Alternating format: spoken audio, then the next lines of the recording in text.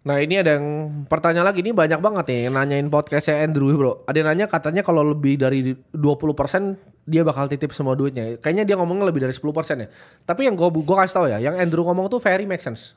Untuk orang yang berinvestasi di industri yang tradisional. Maksudnya apa? Kalian cari reksadana Indonesia deh. Nggak banyak loh yang konsisten 10% tahun ke tahun. Karena memang tidak mudah bro, dengan uang yang besar. Setuju. Gue nggak ngomong dengan uang 10-20 M ya. Lu ngomong uang 1 triliun untuk dapetin 10% tahun ke tahun, itu sulit.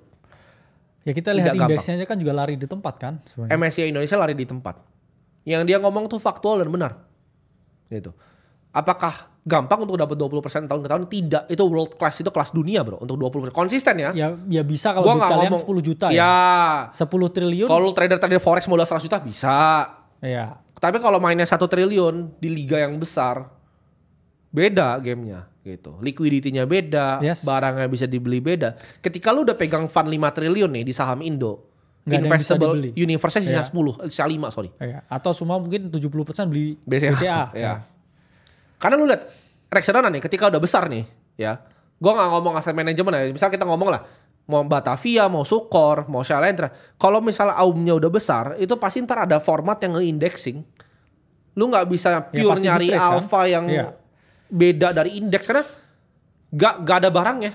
Di negara ini tidak ada barang karena dari 12.000 triliun yang ada di IHSG, 1.000 triliun itu punya BCA. Dari fakta itu kalian udah gak bisa deny gitu loh. Bahwa ujung-ujungnya semuanya akarnya agak mirip sama indeks bro. Reksadana kan ntar ujung-ujungnya mirip sama indeks semua. Makanya reksadana yang AUM-nya paling besar sekarang reksadana saham, kalian tahu gak apa? Ini gue udah prediksi dari 4 tahun lalu. Serika Hati yang indexing 30 saham, 25 saham yang Serika Hati.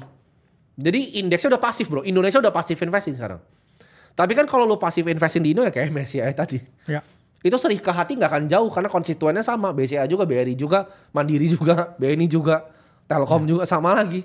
Gitu. Jadi sulit bener. Kalau tradisional, kita ngomong kalau tradisional. Tapi kalau kita lihat di market kripto, apakah ada yang lebih dari 10%, 20%? Ya simple, Bitcoin kan lebih. Ya. ARR-nya udah lebih gitu. Tapi kalau pebisnis itu punya pemikiran beda. Karena pebisnis itu bisa muter duitnya 50% tahun ke tahun. Ya. 100% bahkan 120%. Sedangkan kalau investor nyari 20% itu udah kelas dunia. Ya. 20% dengan capital besar. Kita ngomong capital besar ya. 20% tahun ke tahun itu udah world class. Iya. 10% tuh udah jago. Pakai duit orang apalagi ya. Apalagi pakai duit orang. Iya. Yang kayak bisa lebih like. Itu kita hormat yang bisa bikin hedge fund. Karena mungkin kita gak bisa. Mungkin gue gak punya kapasitas ya ketika gue dititip sama duit itu 10 triliun nih. Ya. Gue gak punya kapasitasnya untuk kelola. Makanya gue cuma suka main di kolam kecil gue sendiri. Gitu. Ya. Jadi jawabannya memang gue belum punya kapasitas seperti Warren Buffett 1 triliun dolar dia loh. Ya. Warren Buffett itu bukan kelola hartanya 160 billion. Itu kepemilikan saham dia di Berkshire. Uang yang dikelola tuh 1 triliun. 1 T USD kan. Bayangin loh 1 T USD gue mulai taruh di mana pun gak paham bro. Ya makanya kita lihat pun juga Buffett dan Munger ya. Ya dengan perusahaan cangkangnya kan juga banyak berinvestasi di Cina kan. Ya lewat Lilu Karena emang Fund, Himalayan Fund. Ya udah gak ada alfanya di US. Dia mau beli apa Nvidia kan. Yang udah kayak overvalue. Iya. Dan ya jawabannya pun juga at some point ya. Business hedge fund. Ya. Udah bisa mungkin ya nggak generating return lagi karena mereka udah kayak saling spionan bro begini kayak itu kayak apa ya main point blank tapi antar player lihat posisinya di mana. Ya betul. Sulit.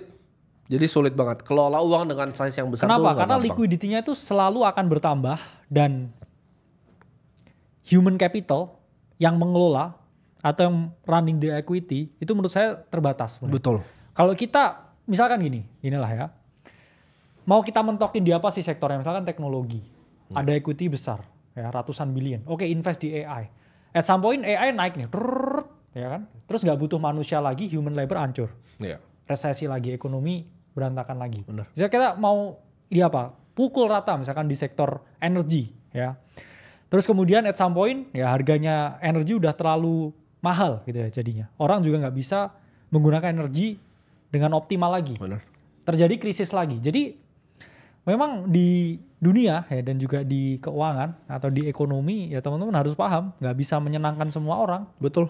Dan ya semua harus balance. Jadi nggak ada kebijakan yang 100% buruk atau kebijakan yang 100% baik. Betul. Kalau teman-teman kena bias, lihat kebijakan, oh ini buruk, ya. Terus kemudian lihat, wah komentarnya orang juga banyak yang setuju nih sama saya. Iya.